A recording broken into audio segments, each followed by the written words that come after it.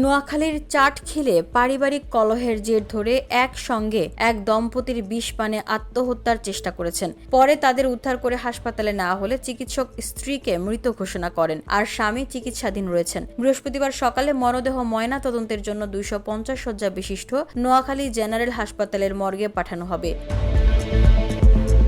এর আগে বুধবার বিকেলের দিকে উপজেলার পাঁচগাঁও ইউনিয়নের ৩ নম্বর ওয়ার্ডের ভাউর গ্রামের সাদাপাড়া এলাকার আব্দুল আউয়ালের বাড়িতে এই ঘটনা ঘটে। নিহত গৃহবধূর নাম ফাতেমা আক্তার। তিনি একই গ্রামের আব্দুর রহিমের স্ত্রী এবং 2 সন্তানের জননী ছিলেন। পুলিশ ও স্থানীয়রা জানান, 5 বছর আগে পারিবারিকভাবে একই উপজেলার বানসা গ্রামের জমাদার বাড়ির শামসুল আলমের মেয়ে ফাতেমার সঙ্গে রাজমিস্ত্রি আব্দুর রহিমের বিয়ে হয়।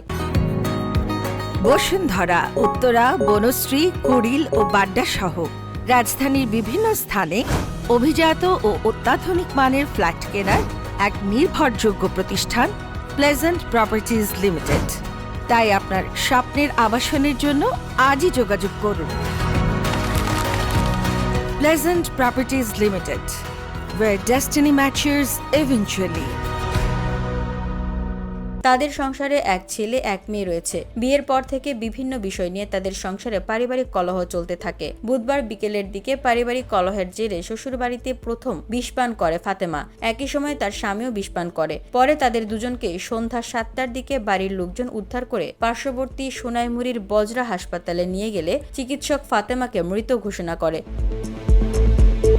প্রাথমিক চিকিৎসা শেষে রহিমকে উন্নত চিকিৎসার জন্য 250 শয্যা বিশিষ্ট নোয়াখালী জেনারেল হাসপাতালে পাঠানো হয়েছে। চাটখিল থানার ভারপ্রাপ্ত কর্মকর্তা মোহাম্মদ ফিরোজ উদ্দিন চৌধুরী বলেন, পারিবারিক কলহের জের ধরে এই ঘটনা ঘটেছে। খবর পেয়ে ঘটনাস্থলে পুলিশ পাঠানো হয়েছে। এই ঘটনায় আইনগত ব্যবস্থা নেওয়া হবে।